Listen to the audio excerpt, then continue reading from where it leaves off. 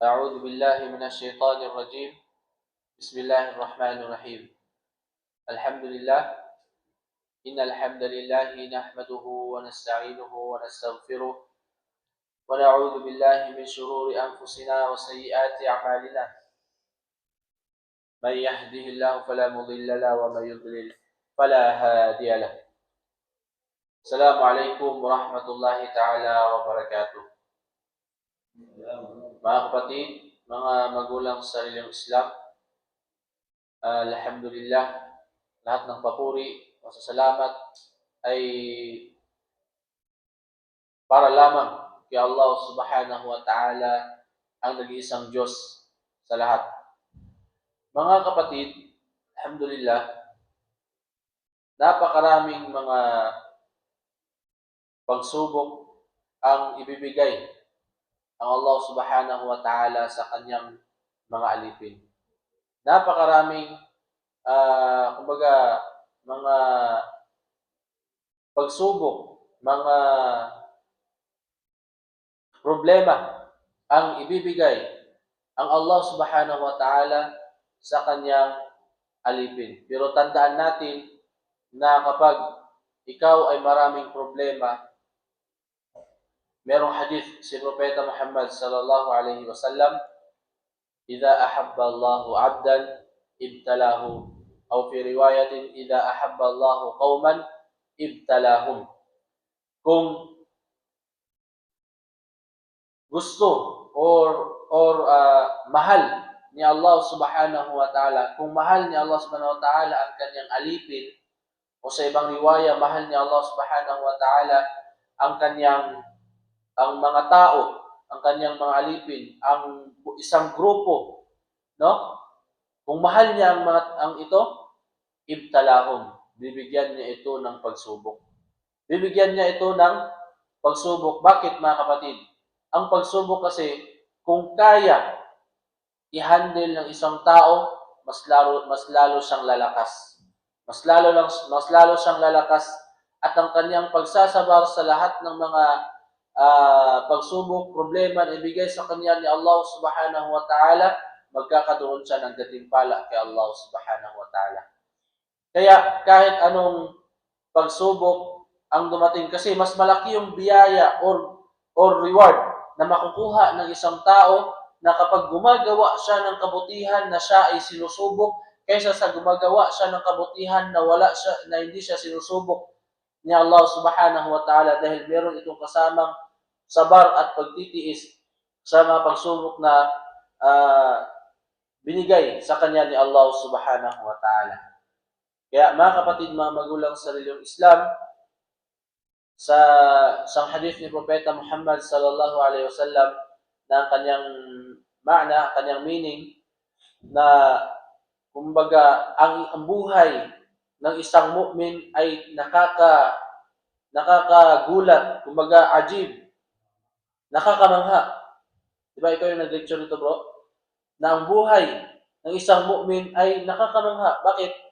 Ang lahat ng mangyayari sa kanya, kulluhu khair. Ang lahat ng mangyayari sa kanya ay lahat ito ay mainam. Kasi bakit? Kapag siya ay binigyan ng pagsubok ni Allah subhanahu wa ta'ala, sabar. Siya ay nagsasabar.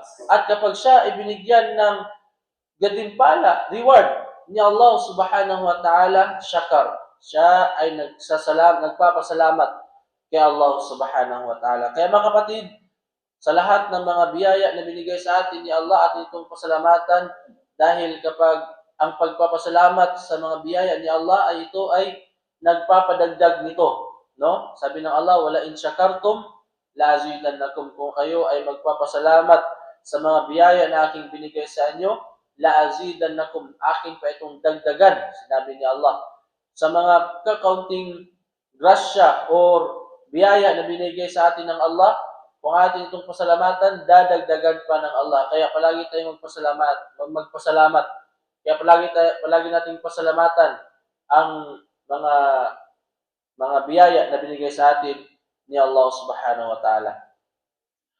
Mga kapatid, nandito na tayo ngayon sa kumbaga Pang-15. Pang-15 na ba? Na hadith, no? Pang-15 na hadith. At sa Ramadan din, pang-14 hadith na. At sa Ramadan, 14 din. 14 na hadith. Okay, alhamdulillah, mashallah. At ito ang hadith nating makukuha ngayon mula sa Umdatul Ahkam na patungkol pa rin sa pagpa-fasting. Patungkol sa pagpa-fasting. An Ibn Abbas radhiyallahu anhuma qala jaa rajulun ila an-nabi sallallahu alaihi wasallam faqala ya Rasulullah inna ummi matat wa 'alayha sawmu shahrin afa aqdihi 'anha qala law kana 'ala ummika daynun akunta qadihi 'anha qala na'am qala fadinullahi ahaqqu an yuqda. وفي رواية جاءت امرأة إلى النبي صلى الله عليه وسلم فقالت يا رسول الله إن أمي ماتت وعليه صوم نذر أفأصوم عنها قال أفرأيت لو كان على أمك دين فقضيته أكان يؤدي ذلك عنها قالت نعم قال فصومي عن أمك. So ito ay patungkol na sa hadith ni Ibn Abbas radiyallahu anhuma, nawa ay kalugdan silang dalawa ni Allah subhanahu wa ta'ala, si Ibn Abbas at saka si Abbas, no? Silang dalawa ay kalugdan ni Allah subhanahu wa ta'ala. Siya ay nagsabi, Ja'a rajulun ila nabi. Dumating ang isang lalaki kay Propeta Muhammad sallallahu alaihi wasallam at siya ay nagtanong. Faqala ya Rasulullah, at siya kanya sinabi, o sugo ng Allah, tunay na ang aking nanay ay namatay at meron siyang utang sa buwan ng Ramadan. Meron siyang utang sa buwan ng Ramadan. Afa aqdihi anha? Babayaran ko ba? Pwede ba akong magbayad? Or ako ba ang magbabayad? Or magbabayad ba ako para sa kanya? Or babayaran ko ba yung utang niya sa buwan ng Ramadan? Ako yung magpa-fasting? Ana alladhi atawalla anha?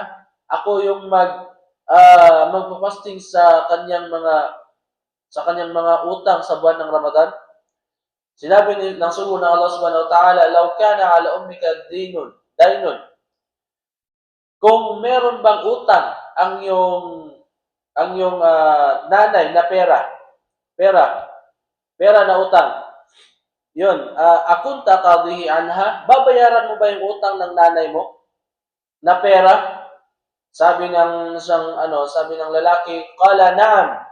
O sugo ng Allah, babayaran ko kasi utang niyan kailangan ko yung bayaran. Sinabi ng sugo ng Allah, fadinullahi ahaqqu ay yuqda. Kaya ang relihiyon ni Allah subhanahu wa ta'ala ang mas kailangan mong bayaran. Ang relihiyon ni Allah subhanahu wa ta'ala, ang Islam, ay mas mas karapat-dapat mong bayaran yung utang ng nanay mo. Kapag nagkaroon siya ng utang sa relihiyon, no, kailangan mong bayaran. Anong utang ng relihiyon? Tulad ng pag-fasting, no? Ano pa kung Sala? Yung zaka, halimbawa may pera na yung nanay niya pero hindi pa naibigay at naabutan siya ng kamatayan. So, yan ay, kumbaga, ibang talakayan. So, hindi ko pa sakla yung kaalaman dyan, no? Patungkol yan sa zakah kapag minamatay, ganyan. So, yun. Ito ay patungkol sa pag-fasting.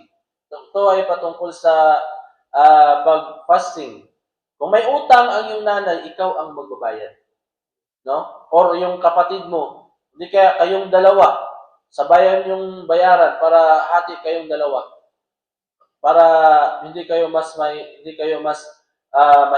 Katulad ng nakuha nating hadith kahapon, no? Sama anhu waliyuhu. Ang magpo-fasting sa kanya, ang magbabayad is yung pamilya niya.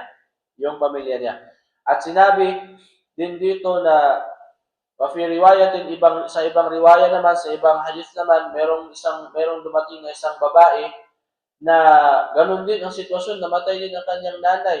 At meron itong utang na fasting na nudor. Yung nudor na, yung pangako. Yung pangako na halimbawa kapag makagraduate ang aking anak ay magpapakain ako, magpapakain ako. Di kaya kung matanggap si Saling yun, magbigay si Jamael ng sapatos. Ganyan. Nudol yun. No? Kailangan niya yung gawin. Kailangan niya yung ibigay. Pero kung hindi niya yun maibibigay, kailangan niyang mag-fasting ng tatlong araw.